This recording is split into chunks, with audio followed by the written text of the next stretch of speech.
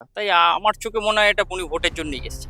মানে বিচার যদি দেওয়ার থাকতো বা পাওয়ার থাকতো, সে কোর্টের দ্বারস্থ হতো।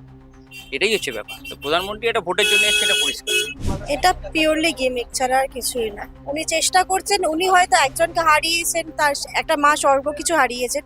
তিনি ভাবছেন হয়তো এইভাবে গিয়ে তিনি হয়তো বিচার পেতে পারেন, কিন্তু জানি না আদৌ সত্যিকারের হলে সেটা কতখানি তিনি পাবেন। তিনি যদি মানে তিনি যদি জিতেও যান, তিনি যে আদৌ কি বিচার পাবেন কি পাবেন না সেটা নিয়ে আমার ডাউট আছে।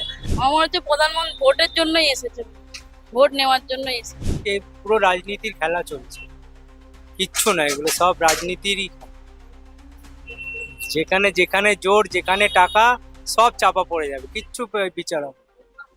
এতদিন হয়নি, আর এর পরও আর হবে না। ঢাকা পড়েই গেছে অলরেডি, আরো ঢাকা পড়বে। সে যেই আসুক।